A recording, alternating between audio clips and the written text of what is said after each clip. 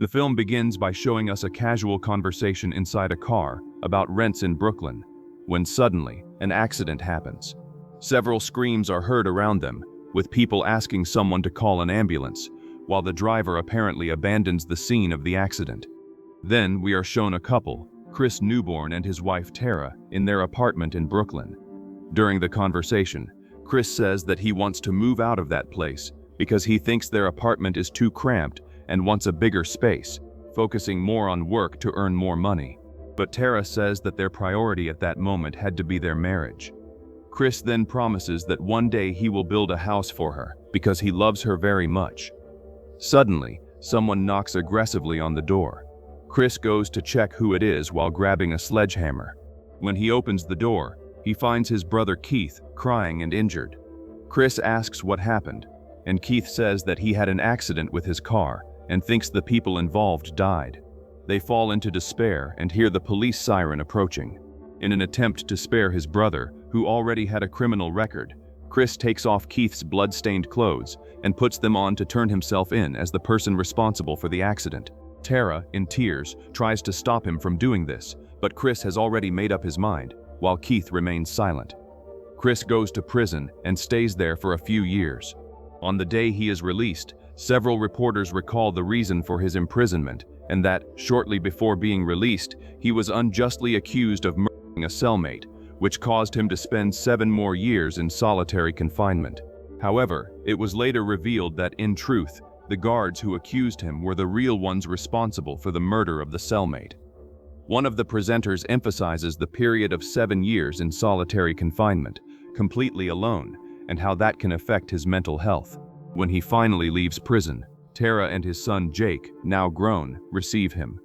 In the car, while they return home, a car passes by them, and a police officer inside it stares at Chris, leaving him suspicious. When he arrives home, Chris discovers that his son has communication difficulties and practically does not speak, using clay to make sculptures as a way to distract and calm himself. Sometime later, the couple is having a romantic dinner when a man appears saying he heard about what happened to Chris and offers him his legal services. Chris, however, becomes furious because he knows that many people are trying to take advantage of the case's repercussion, but Tara manages to calm him down. Already at home, the doorbell rings and his brother Keith enters. He says that he heard on the news that Chris had left prison, that he always knew his brother was innocent of that cell accusation, and comments that he could make millions from the lawsuit.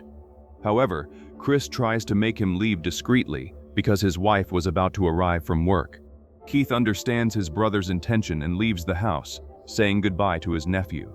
As soon as he leaves, Jake begins breathing heavily and falls to the floor, having the beginning of a panic attack. At that moment, Tara arrives and manages to calm him down. After some time, she explains that he was only scared. Then, she asks Chris what he would think about taking a trip out of town, to a place with more space and fresh air. However, he says that he does not feel comfortable with her paying for a trip like that without him being able to help. Tara then explains that a friend's husband works in real estate and offered to arrange a stay at a resort in the north of the country that is closed for renovation, in a quieter town, for 2 weeks. She justifies that this could be good both for Jake and for Chris, which ends up making him agree. They then travel to the place, which really seems peaceful and pleasant. When they arrive, they are introduced to Hirsch, the man who made the place available to them. He introduces himself to Jake and seems empathetic, showing that he understands the child's problem. Then, he begins to present the resort, showing the area where they will be staying and the West Wing, which is closed because of a renovation, saying that there is nothing interesting to see there. When they arrive at the room, Tara is impressed by the size of the suite and thinks the place is truly magnificent. Hirsch then calls Chris to take a walk alone and show him the rest of the property. During the walk, he explains that if any problem arises, Chris can contact him. Chris asks if there are dangerous animals in the region, and Hirsch replies that there are raccoons, bears, and wolves, but that he should not worry because they never appear. Then, he jokes that the only dangerous things there are him and Chris. As the days pass, Chris seems to be truly enjoying the place. He plays happily with his son and lives moments of happiness beside his family. While he is in the room with his wife, Tara asks if Chris has thought about filing a lawsuit against the state. She says that what they did to him was not fair, that someone needs to be held responsible, and that the compensation money could help Jake with the treatments. Chris replies that he would not know where to start, but Tara says that she can research the available options, and he agrees. That night, Chris cannot sleep and goes to check if the doors are really locked. Outside, Hirsch is shown watching the house from inside the car, hidden in the darkness. The next morning, during a walk, Chris has a vision among the trees of several prisoners from the time when he was incarcerated, and among them sees his little son. However, he awakens upon hearing the horn of a car, where Hirsch is. When he returns to the resort, he finds Hirsch talking with Tara and saying that he brought some treats and vegetables for them. Chris asks about Jake, and Tara replies that he is at the resort. Hirsch asks if Chris is adapting well to the place, and he replies yes, but intimidates him by giving harsher answers. After Hirsch leaves, Tara comments that Chris was rude to him, but Chris says that there is something wrong with Hirsch, although he does not know exactly what, and asks her to let him know whenever he appears. During the night, Chris again checks if the doors are properly locked, and when he is returning to the room, decides to go to the renovation area mentioned by Hirsch, suspicious that there may be something hidden there. However, when he reaches the place, he finds only an environment truly under construction. The next day, Chris is in the forest with his son and confesses that, if he had been present during his childhood, maybe things would have been different for Jake. Then, he says that, from that moment on, his son will be his priority and that the two will face the world together. Jake then nods, confirming his father's words, which makes Chris very happy with his son's improved communication.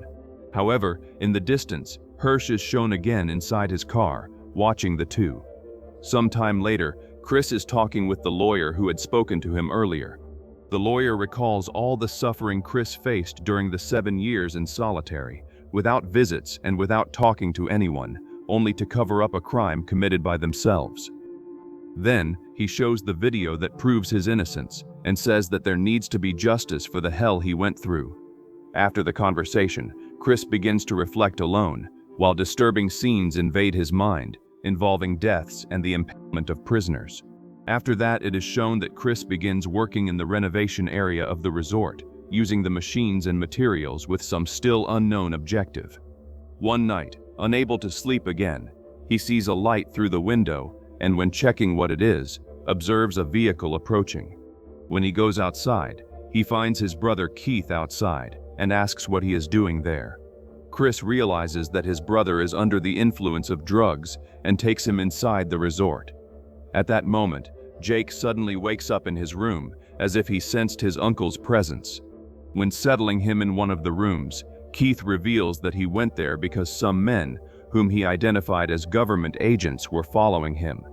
According to him, they even interrogated him about Chris and his family, but even after being beaten, he revealed nothing and managed to escape. Keith explains that he managed to find the resort because Tara had told only the neighbor across the hall about the trip, in case some emergency happened. Jake arrives at the place, and Chris explains that his uncle will stay at the resort for a few days because he is sick, but asks him not to tell his mother because she would not be very happy. Then, he goes to take his son back to the room, but before that, Keith tells him that regardless of what happens, he must protect Jake. Chris asks who he should protect him from, and Keith replies that he must protect him from everyone. The next day, while the family is eating a snack at a diner, Chris tells some stories from when he and Keith were children and about how his brother used to get into trouble, until Tara receives a notification on her cell phone and says that she is going to the bathroom. However, Chris notices that she is making a call outside the establishment and heads toward her with Jake. Keeping his focus on Tara, he ends up bumping into a waiter who spills a glass of water on a man. Irritated, the man throws water on Chris and begins complaining to him. At that moment, however, Chris does not hear anything he says, hearing only men's screams, as if he were in the middle of a crowd. Then, he punches the two men, knocking them to the floor and leaving the other people without reaction. Soon after, the police arrive at the place, and Chris is placed inside a patrol car. Through the window, he watches Hirsch talking with a police officer beside Tara and Jake, and manages to convince him to release him. Already in the car, Tara explains that she had received a call from Ella, Hirsch's wife, saying that she needed to talk to her, but admits that she should not have left Chris alone and apologizes for it. Chris then asks how Hirsch knew they were there, and Tara replies that she called him because she thought he could help. At the resort, Chris takes clean clothes and food to his brother, who is now in poor health. Chris asks what Keith meant when he said that he should protect Jake from everyone. Keith explains that the men who visited him asked about Chris and Jake, but never wanted to know where they were. Instead, they only warned him to stay away from Chris. He concludes that they wanted to leave Chris alone and vulnerable. For that reason, he decided to go after his brother and says that whatever they are planning, Chris does not need to face it alone because he can count on him. Keith also reveals that he dreamed he had an overdose, says that he is tired of that situation, and says that he wants to get out of that addiction. That same night, Chris discovers a monitoring room with security cameras spread throughout the resort. Later, lying beside his wife, he can no longer show the same affection as before, which leaves her saddened. At dawn, during another walk, Chris begins running in circles, repeating the habit he had when he lived in the small prison cell. Already in the forest with Jake, he advises his son to protect his own mind, saying that it is his greatest triumph and what will keep him standing. At that instant, a loud gunshot is heard, making Chris immediately crouch down with Jake to protect themselves. After observing the forest for a few moments, they find nothing. Shortly afterward, they arrive at a nearby house. While Chris observes the objects inside, Hirsch appears armed, saying that they had a close escape because trespassing is a crime where he lives. Chris comments that they were almost shot in the forest, which leaves Hirsch intrigued, since, according to him, there are few people in the region and no one hunts in that forest besides him. Before leaving, Chris says that, where he comes from, no one who was almost shot waits for it to happen again. Convinced that he needed a gun to protect his family, Chris goes with Jake to a store specialized in hunting. The owner attends to him, and Chris says that he wants to buy a rifle for his son, who will begin hunting. The man shows a model, but explains that, to take it, it is necessary to present documents and a hunting license. Since Chris has neither of the two, he tries only to pay for the gun with his wife's card, but the seller refuses to complete the sale. When they leave the store, Chris puts Jake in the car, breaks the window of the owner's vehicle, and steals the rifle. Back at the resort, Chris prepares all the weapons in front of his son, who only watches. Meanwhile, he tells Jake not to be afraid, because he will not let anything happen to him. Keith comments that if those people really are already nearby, everyone is in danger, and in that case, it would be better to tell Tara that he is there or call the police. Chris laughs at the last suggestion and says that Hirsch probably knows all the police officers in the region. The next day, Chris is hunting with Jake when he hears branches breaking behind him. When he turns around, he sees someone hiding behind a tree and warns that he will count to 3 before shooting. After the count, he fires, and the person runs away. Chris gives chase, forgetting Jake alone. When he loses sight of the fugitive, he remembers his son and hurries back, finding him still in the same place. At that moment, however, he hears the growl of a wolf that is beside them. Chris tells Jake to remain still while he reloads the rifle. The boy obeys, but the wolf attacks him before Chris can put the ammunition in the gun. Chris then runs to grab the animal and prevents it from attacking his son. During the fight, he is bitten in the abdomen and arm, but manages to kill the wolf with his knife. Back at the resort, Tara cleans his wounds and applies bandages. Chris then reveals that he saw someone in the forest before being attacked by the wolf. Tara replies that maybe it was just someone walking through the woods, but Chris becomes furious because he feels that she does not believe that someone is chasing them. Hurt by the way he speaks, Tara withdraws. Later, Jake is shown making a new clay sculpture, portraying his father with his head split open and screaming, while the boy cries upon finishing the work. The next day, Chris meets Hirsch at the resort. Hirsch questions him about the weapons and the shots heard in the forest, saying that he is there to help him. Chris, however, rejects his help and says that he would appreciate it if he did not show up again while his family was staying there. Later, Chris talks again with his brother. However, Keith is not seen in the scene. His brother asks if Chris believes that Hirsch is involved in all of that.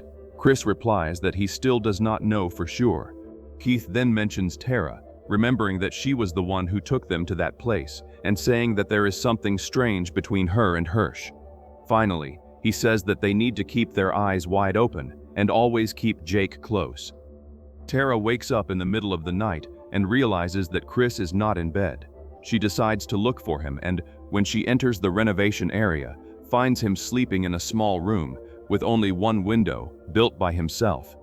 She realizes that the place resembles the solitary cell where he spent his last years in prison. When he wakes up, Chris finds Tara in the living room, already waiting for him. She asks when he intends to reveal what he has been building. Chris replies that there is nothing to reveal because it is not a secret, but only a place where he can be alone. Tara, however, says that the room looks more like a cell. Chris then realizes that she has already been there and becomes furious, saying that it was the only place where he could feel safe. Tara reprimands him, saying that he is no longer in prison and that now he has her and Jake by his side. Even so, Chris leaves the place furious. Shortly afterward, Tara talks with Hirsch on the laptop because she cannot find her cell phone and asks if he is nearby. Knowing that Chris needs psychological help, Tara goes to her husband, who is watching television with Jake, and says that she will go to town to buy more clay, taking their son with her. Before leaving, she asks if he saw the cell phone that was charging before the argument, but Chris replies that he did not.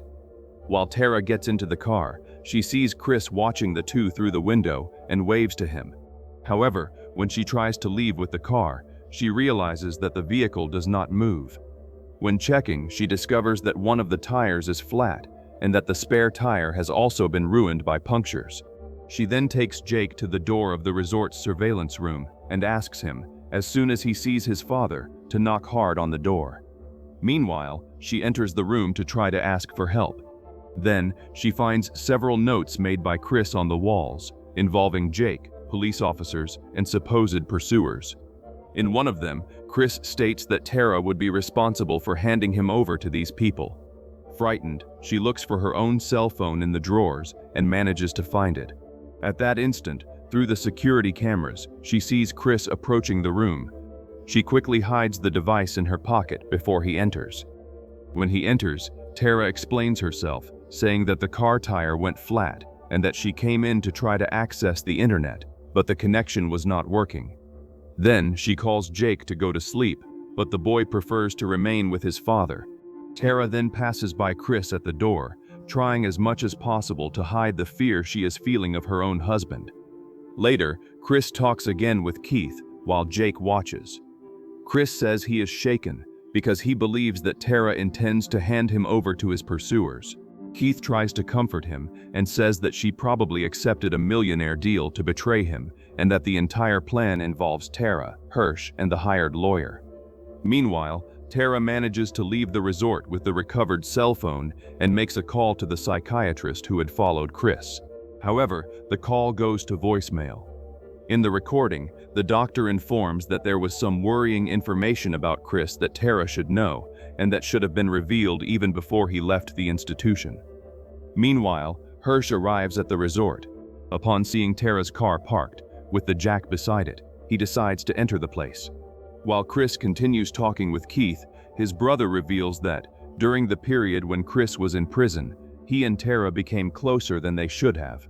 He says that it was a mistake, but admits that it happened a few times. Then, he states that Tara is a liar, disloyal, and opportunistic, reinforcing that Chris can only trust him and Jake. At that moment, Chris attacks Keith, starting a physical fight against him. Upon hearing the screams and the noise of the fight, Hirsch runs to the renovation area. When he arrives, he sees the confusion and calls Jake to come to him. Chris notices his presence and orders Jake not to approach, but the boy walks toward Hirsch. Desperate, Chris shoots Hirsch, who falls to the floor and hits his head. At that instant, Tara also arrives at the place. Chris says that Hirsch wanted to take Jake from him and that her plan will not work. Tara calmly approaches, asking him to lower the gun and saying that no one wants to take Jake. At that moment, Keith appears again beside Chris and says that she thought no one would discover what she did. Chris then demands an answer. Tara, however, says that she spoke with his psychologist, who told her what he has been experiencing with Keith. Chris replies that Keith told him everything that happened between the two of them and that he was beside him all this time. Tara then reveals that in truth, Keith died of an overdose 7 years ago. She recalls that she wrote a letter telling what happened and that Chris even replied to it, asking her to request his release from prison to attend the funeral, but the request was denied. Chris says that he went to prison to save and protect his brother, and Tara replies that yes, but that even with the second chance, Keith ended up relapsing. At that moment, the vision of Keith begins asking Chris to shoot her. Chris tells him to shut up, but when he looks to the side, he realizes that there is no one there. At that instant, Jake begins breathing heavily again and starts to faint. Memories are then shown of moments when Chris talked with his son about Keith, revealing that in truth, there was never anyone beside him and that his father had been talking to himself the entire time. Tara runs to help Jake, taking him outside, while Chris remains fallen on the floor, completely in disbelief. However, he hears Keith's voice again, saying that they will come to get him and that this time it will be forever. Then, he orders him to get up and go get his son. Tara is hidden behind a counter while Chris looks for her. He walks right past her, allowing her to get out of there. At that moment, Hirsch begins to regain consciousness. He gets up, goes to the car, and contacts other people by radio, reporting that he was shot and that he needs help. Tara hides with Jake inside the small cell-shaped room built by Chris, locking the door from the inside. It does not take long for Chris to arrive, asking her to open the door and saying that she cannot take his son away from him. He breaks the small glass window with a punch, but cannot reach the lock. Then he sits beside the door and observes a photograph of the three together. Chris begins to wonder what happened to him, admits that he is sick, and apologizes to Tara and Jake. At that moment, he hears the police sirens approaching. He asks Jake to obey his mother and tells Tara that he loves her. Then, Tara realizes that Chris is no longer there. Outside the resort, Chris watches the police siege. Keith's voice continues in his head, saying that they are going to capture him and that, this time, it will be forever, encouraging him to react. However, before he raises the gun, Jake appears behind him, calling for his father for the first time. Upon hearing his son's voice for the first time, Chris drops the gun and opens a small smile of happiness. The police quickly immobilize him, while Chris watches his wife and son crying on the floor. The film ends after a passage of several years. Jake, now a young adult, waits beside his mother for Chris's release. When he comes out, Chris embraces his wife and son. Jake asks if he can do anything for his father, but Chris replies that he already has everything he needs and becomes emotional upon seeing his son already grown. The three then go home together, in search of a new beginning.